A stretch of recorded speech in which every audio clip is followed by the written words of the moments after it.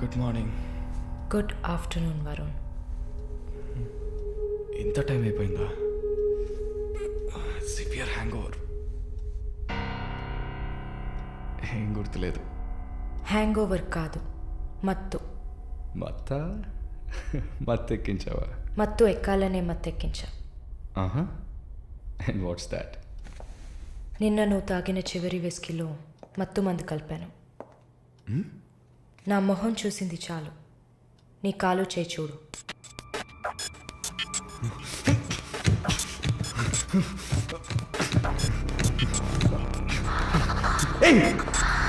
కథలకు నీకు సర్జరీ చేశా, 2 లేయర్లు కుట్లు వేశా. ఇంకా సేపట్లో అనస్థీషియా ఎఫెక్ట్ తగ్గుతుంది. తర్వాత థెరపీగా ఫీల్ అవుతావు. నొప్పి కూడా బాగా తెలుస్తుంది.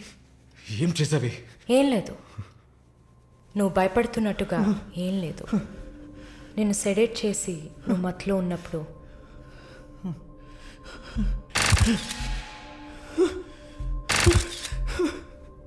నీ పురుషాంగాన్ని కట్ చేసి తీసేసా.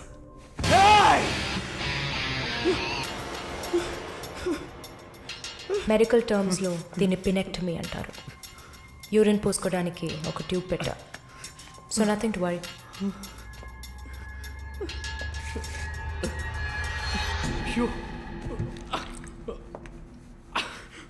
అసహ్యంగా ఉందా? ఎన్నిసార్లు రోడ్డు మీద ఆడవాళ్ళు ఉన్నారని కూడా చూడకుండా ఇక్కడ యూరిన్ పోయకండి అన్న బోర్డు మీదే పోసుంటావు. అది నీ అవసరం, ఇది కూడా నీకు అవసరమే. పిచ్ అంటే ఆడకుక్క, అదే కదా. I'm okay with it. ఆ కుక్కని అమ్ముకు బతికే నిన్ను ఎలా పిలవచ్చు? యా. ఓ సారీ, నువ్వు చేసే పనికి ఆ పేరు సరిపోదే. Yes, pimp.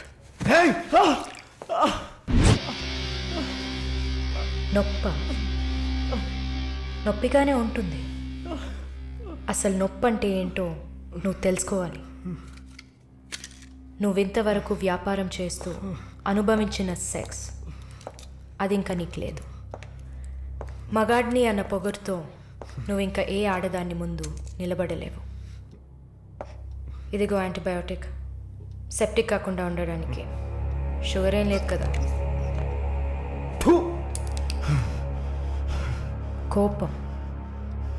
జీవితంలో మొదటిసారి ఏది మన చేతిలో లేకుండా పోతుంటే కోపం వస్తుంది. నన్ను చిత్రహింసలు పెట్టి చంపాలి, అంతే కదా? చచ్చా, నువ్వు ప్రాణాలతో ఉండాలి. నీలాంటి వాళ్ళు అంత ప్రశాంతంగా చచ్చిపోతే ఎలా? నిన్ను చంపాలని అనుకుంటే ఈ కత్తితో కత్తిరించేదాన్ని కాదు, పొడిచి పారేసేదాన్ని. అరవకు, కుట్లు కదిలితే చాలా ప్రాబ్లం. ఒక మగాడు ఈ నొప్పిని కూడా భరించలేడు. ఓ అదే కత్తిరించేశాను కదా. నువ్వు కత్తిరించిన ఆరంగుళాలు లేదే మగతనం. అరేరే, నిన్ను ఇంకా మగాడినని చెప్పుకుంటున్నావా? నేను జైల్లోంచి బయటకు వచ్చాక నా జీవితం అర్థవంతంగా ఉండాలని తన ఆస్తిలో సగం నా పేరున రాసిచ్చారు చూడు విశ్వనాథన్ గారు. ఆయన మగాడంటే. నువ్వు ఎవరో తెలియకపోయినా ఒక ఆడదానికి న్యాయం జరగాలన్న ఆశయంతో నాకు అండగా ఉన్నారే రామస్వామి గారు, ఆయన మగాడంటే. ఇంతెందుకు, శాలిని చూసుకోవడానికి నేనున్నాను, మీరు దిగులు పడకండి అని ధైర్యం చెప్పాడే దీపక్, అతను మగాడంటే.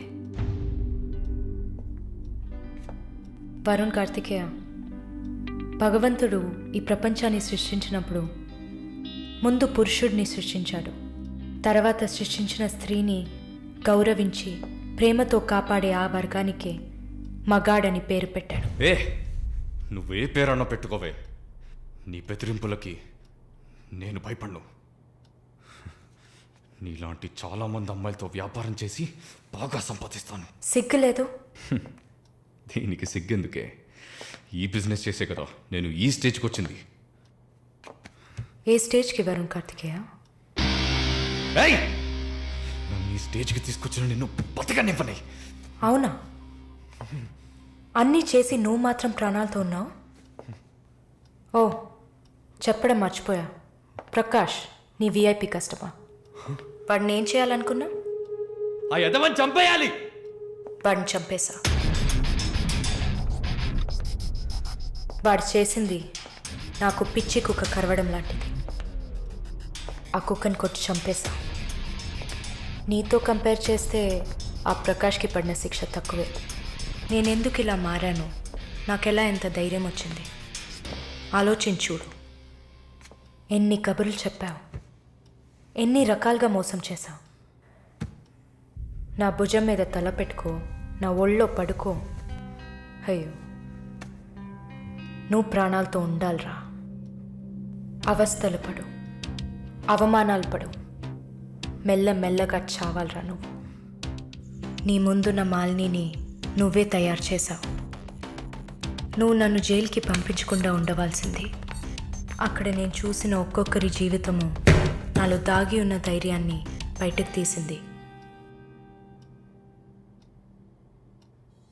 న్యాయం కోసం, నీతి కోసం మీ మీద కేసు వేస్తే జిల్లా కోర్టు, హైకోర్టు, సుప్రీంకోర్టు అని ప్రతి మెట్టు ఎక్కి మీకు కూడా న్యాయం చేయమని అడుగుతారు. మీకోసం కూడా చట్టం ఉంది. శిక్ష పడకుండా వాదించి బయటకు తీసుకురావడానికి కూడా మనుషులున్నారు. మానవ హక్కుల పేరుతో మానవత్వమే లేని మీ మీద జాలి చూపించాలని అడిగేవాళ్ళు ఉన్నారు. వెంట పడి పడి తరమడం, గుంపులు గుంపులుగా వచ్చి రేప్ చేయడం, ఇవన్నీ మనుషులు చేసేవట్రా. దెబ్బతిన్న నాకే కదా నొప్పి తెలుస్తుంది. నన్ను అడిగితే నీలాంటి వాళ్ళకి మరణం శిక్ష కాదు. మరి ఆలోచించి చూసా. ఒక ఫ్రెండ్లా, నీ లవ్వర్లా, నేను కన్నా తల్లిలా కూడా ఆలోచించి చూసా. ఇది మాత్రమే నీకు వెంటనే అర్థమయ్యే శిక్ష అనిపించింది. నా కోపాన్ని చూపించావు. ఇప్పుడే నర్స్ అయినందుకు నేను గర్వపడుతున్నాను. Fuck you! Not anymore. నేను కత్తిరించింది నీ గోళ్ళనో జుట్టునో కాదు. తిరిగి పెరుగుతుంది, పొగరుగా తిరగొచ్చు అనుకోకు. ఒక మచ్చని వదిలి వెళ్తున్నా. మారు. మగాడ్లా కాకపోయినా మనుషులా మారొచ్చు. It's a better option.